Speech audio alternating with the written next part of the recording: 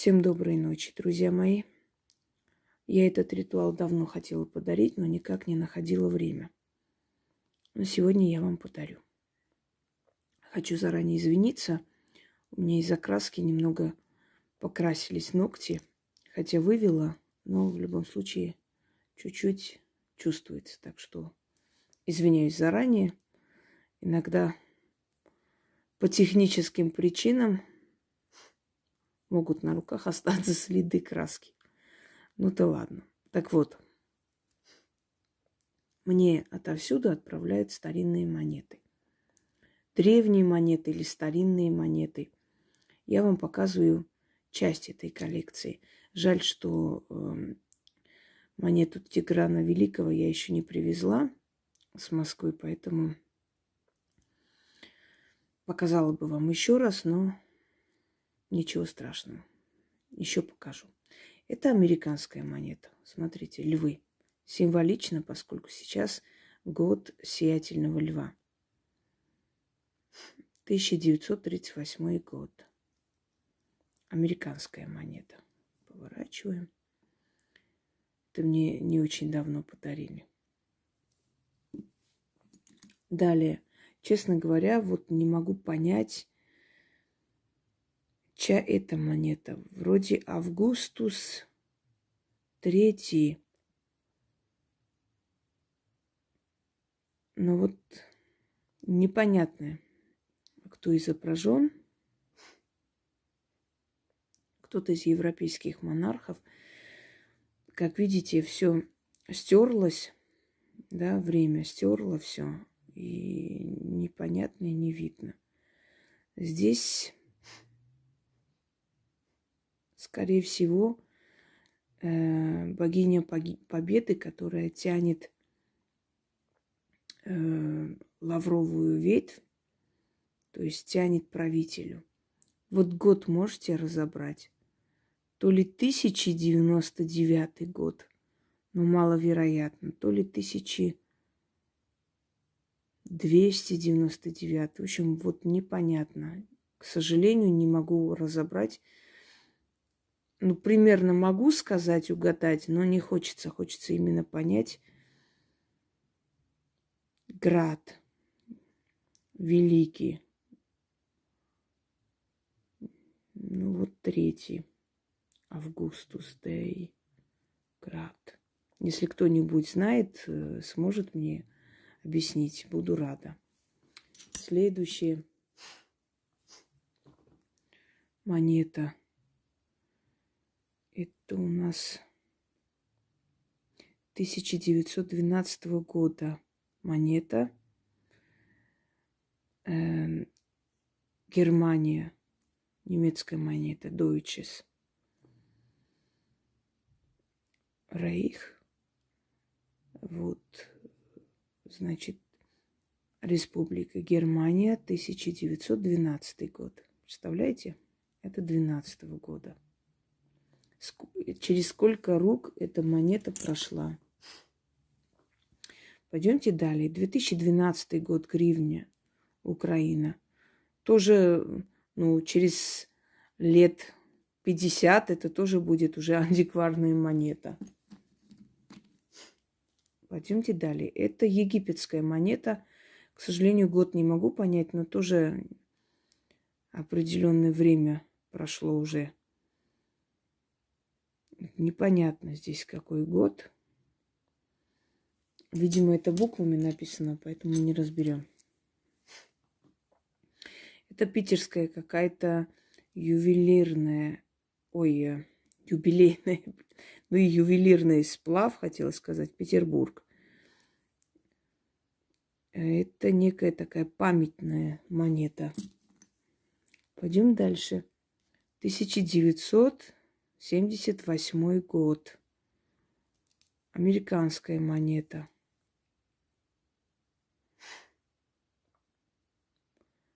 $1. Пойдемте далее. Я сейчас вам просто немного покажу. Копейка. 1 копейка. Какой год? Это Российская империя, потому что герб Вот непонятно, какой год, честно говоря, хотелось бы понять, но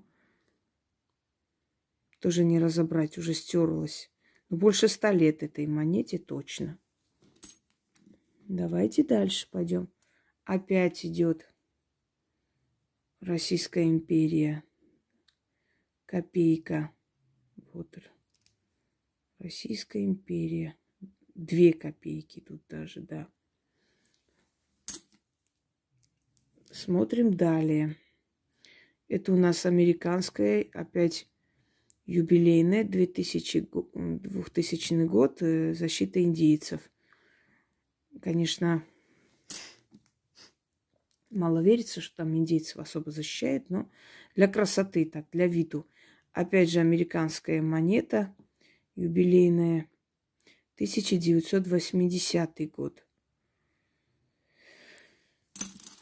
Я к чему это все вам показываю?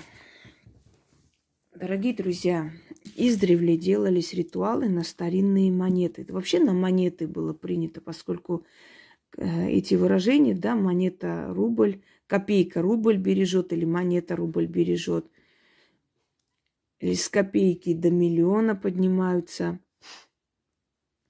или с малого до великого. Это все не просто так сказано. Именно монета дает богатство. Если разбить имущество каждого богача в этом мире, да, по монетам, то мы можем, ну, конечно, это будет невероятная цифра, но мы можем как бы разделить на монеты, на копейки, на рубли и получить точную цифру, сколько копеек стоит его имущество и состояние. Так вот, кроме всего прочего, есть такой момент. Те рубли, те копейки, те денежные единицы, которые дожили до наших дней, считаются счастливыми. То есть они, переходя из рук в руки, дожили до наших дней. Значит, в них сохранена денежная энергия. Потом, эти деньги участвовали в купле-продаже. Этих денег касались руки людей, множество людей, да, тысячи, там, сотни тысяч, смотря насколько это древние монеты. И, естественно, если одну истину связать с другой истиной, то есть сколько рук касалось этих денег, столько денег мне в карман, то у нас получается очень сильная, очень мощная работа, заклинание. У купцов были счастливые копейки, которые передавали они своим детям из поколения в поколение и прочее. В этом ритуале я использовала несколько ключей, и один из них – это призыв духов удачи. И этих духов удачи мы уже в нескольких ритуалах призывали. Но это и замечательно. Это значит, что они уже привыкли к нашей энергии. И чтобы облегчить задачу, чтобы они сразу услышали, чтобы денежные силы сразу пришли к нам на подмогу, я иногда беру и внедряю в заговор призыв тех сил, которых призывали много сотен лет или иногда и тысячелетия. Вот здесь будет точно так же. Соединено в комплексе основное это заклинание, то есть активизация древней монеты, плюс призыв духов удачи, духов денег для того, чтобы оно наверняка у вас получалось. Я начитаю на сколько здесь? 5 копеек екатерининского времени. Это медь, медная монета, извиняюсь. Это ее подпись, ее величество Екатерина Великая, вот она, Екатерина II. То есть ее подпись, ее монета, 1766 год. Она довольно-таки вот весомая. За 5 копеек можно было очень многое приобрести. Там 10 мешков муки, еще что-то. Одним словом, это имело ценность. Теперь представьте, сколько рук касалось Сколько у нас веков прошло? Ну, можно сказать, да, со времен чеканки, ну, почти 300 лет с чем-то прошло.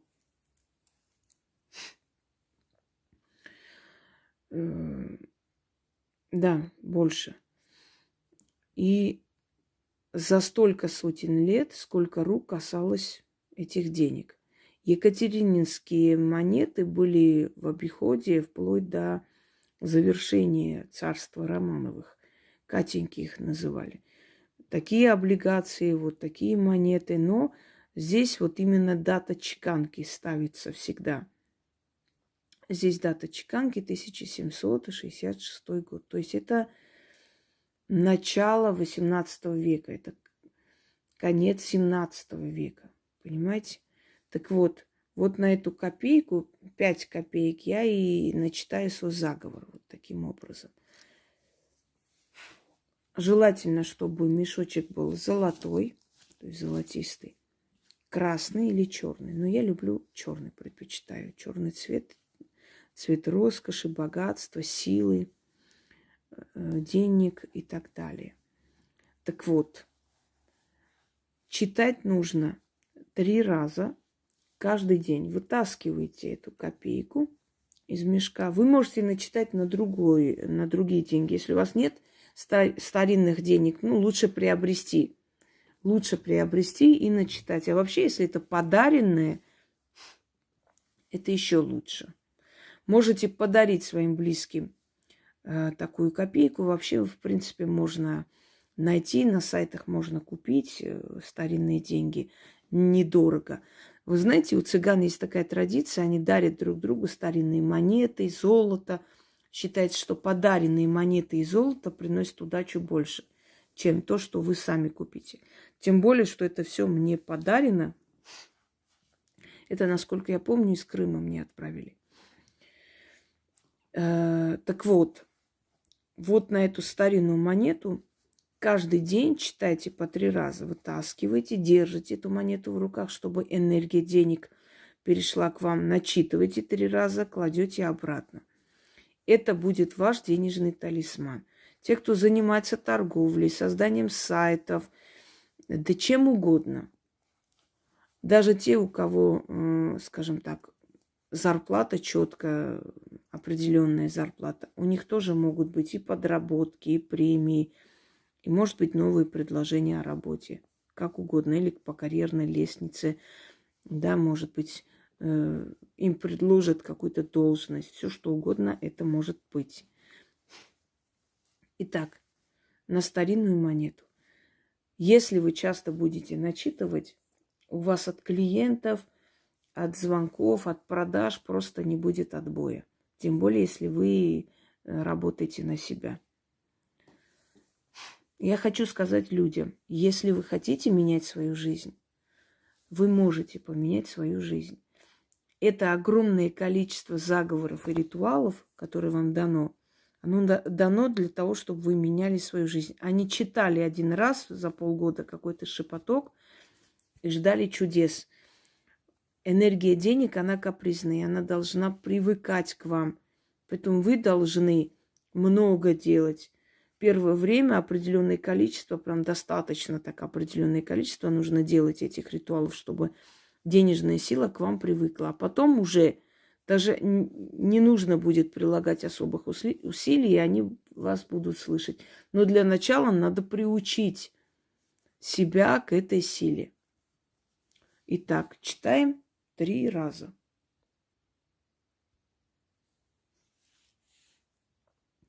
Я в тебе заключаю силу удачи. Дай мне везение и денег в придачу. Даю тебе власть, мне везде и всюду помогать. Дай мне желаемое, старинная монета. Ты шла по рукам, покупала и продавала. Многих знавала. Сколько рук тебя касалось, скольким ты принадлежала, столько денег в мой карман. Быть в доме моем ладу, а в амбарях кладу. Злато липни к рукам, как пчела к меду.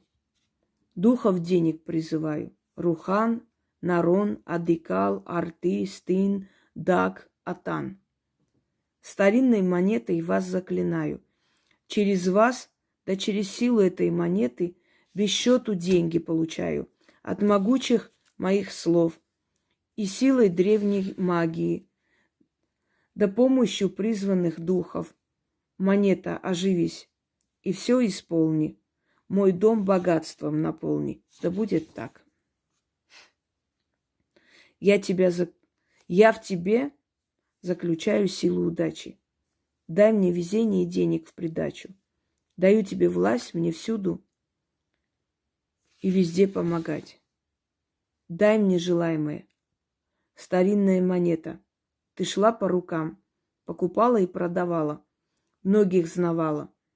Сколько рук тебя касалось, скольким ты принадлежала, столько денег в мой карман. Быть в доме моем ладу, а в амбаре кладу. Злато липни к рукам, как пчела к меду. Духов денег призываю. Рухан, Нарон, Адикал, Арты, Стин, Даг, Атан. Старинной монетой вас заклинаю. Через вас, да через силу этой монеты, без счету деньги получаю. От могучих моих слов и силой древней магии, да мощью призванных духов, монета, оживись, и все исполни. Мой дом богатством наполни. Да будет так. Я в тебе заключаю силу удачи. Дай мне везение и денег в придачу. Даю тебе власть мне везде и всюду помогать. Дай мне желаемое, старинная монета. Ты шла по рукам, покупала и продавала, многих знавала. Сколько рук тебя касалось, скольким ты принадлежала, столько денег в мой карман. Быть в доме моем ладу, в амбаре кладу. Злато липни к рукам, как пчела к меду. Духов денег призываю. Рухан, Нарон, Адикал, Арты, Стин, Даг, Атан. Старинной монетой вас заклинаю. Через вас, да через силу этой монеты, без счету деньги получаю. От могучих моих слов и силы древней магии, да мощью призванных духов. Монета, оживись, и все исполни. Мой дом богатством наполни. Да будет так. После того, как прочитали, кладете монету обратно. Носить нужно с собой. Если вы работаете вне дома, носите с собой. Если вы в доме работаете своем, значит, в доме читайте. Те, которые говорят, я не работаю, вот как мне быть, а вот только муж работает или сын. А вы читайте. Через вас, в вашу семью будут приходить деньги. Это не имеет значения. Через вас будут приходить, через вас будут у них заказы. На них читать нельзя, для них тоже. Но дарить им монету и заговор вы можете. И объяснить, как нужно делать. Таксуете, утром встали, вытащили эту монету, начитали 3 раза, положили обратно. И увидите, весь день у вас просто некогда будет присесть. Настолько много народу. Вы продаете что-либо, утром, перед тем, как открыть свой магазин, начитали 3 раза, открыли магазин. И весь день у вас просто от народу отбоя не будет. И так далее. Я думаю, что повторять и объяснять каждому отдельно не следует. Самое смешное, что я попросила написать, какие они хотят заговоры люди. Одна написала вообще, дайте заговор, чтобы в доме было убрано. Я, конечно, извиняюсь, может, вам еще заговор дать, чтобы вам задницу протирал кто-то там извне. Не нужен такой заговор, чтобы вдруг из ниоткуда с воздуха возникли руки и вот сделали все за вас. У вас вообще стыд есть, нет? В конце концов. Или дайте заговор для парикмахеров. Зачем? Если есть заговор на клиентов, на поток денег и так далее. Разве это не для парикмахеров или отдельно нужно для парикмахеров? Ну, смешно же, правда? Если ваша работа, то есть ваш заработок зависит от клиентской базы, вот вам заговоры. Липни деньга к рукам, на быстрые деньги. Люди проводят и в шоке от того, как быстро они работают. Вам лень Спрашиваешь человека, а вы что-либо проводили для себя? Ну, я вот тогда вот один денежный шепоток вот как-то так начитала. А сколько вы на моем канале? Ну, вот я где-то год. За год один раз шепоток начитали. И вы ждете чудес. А вы не хотите ли для себя подняться, поднять пятую точку и для себя что-либо в этой жизни сделать? Вот вам. Понимаете, отдаю вам в руки инструмент. Берите и с этим инструментом работайте. Заманите деньги на увеличение продаж, потока продаж. Заманить деньги, денежный сохран. Я уже не знаю, сколько вам перечислить, сколько я вам подарила. Это все сильные ритуалы, усиленные, знаете, с ключом, так называемым, чтобы вам ничего не делалось. Личной вашей силы и энергии тут не нужно, тоже не надо искать причину, не ищите предлог. Ой, у меня нет личной силы, не нужна личная сила. Там сказано для всех, это значит, что любой человек может начитать, и оно получится. И я вам объясню, почему. Вот давайте сравнение такое грубое. Попкорн покупайте, вам не нужно отдельно кукурузу там жарить, парить, значит, мазать сверху карамелью. Там все уже сделано. Вам нужно вот этот пакетик просто положить в этот микроволновку, включить, и все, оно все будет готово. Вытащи и ешь. То же самое здесь. Вам не нужно опираться на личную силу, искать какие-то причины. Абсолютно все за вас сделано. Вам нужно только начитать. Там все уже предусмотрено. Там уже есть определенные слова, которые подчиняют вам этих духов, эти силы удачи. Вам просто нужно попросить, и они вам это дадут. И никакой личной силы, никакого личного опыта, что-либо еще вам не нужно. Это еще раз повторяюсь. Хотите помочь своим близким? Знаете, как говорят, хочешь помочь рыбаку, дай ему удочку, а не рыбку. Он сам наловит, и он сам себя прокормит, и свою семью в том числе. Вот так я вам помогаю. У меня было огромное желание всем помочь. Одно время всем помогала, и материально, и они у меня жили, все на свете. Правда, не все это оценили, многие потом пошли по миру, столько грязи там развезли. Ну да ладно, это не важно.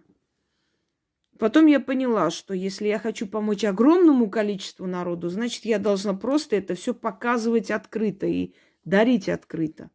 Я могу одним ритуалом помочь многим тысячам сразу. Вот взял человек, сделал, и у него получилось. И я поняла, я все время дарила рыбку, а надо было удочку давать людям.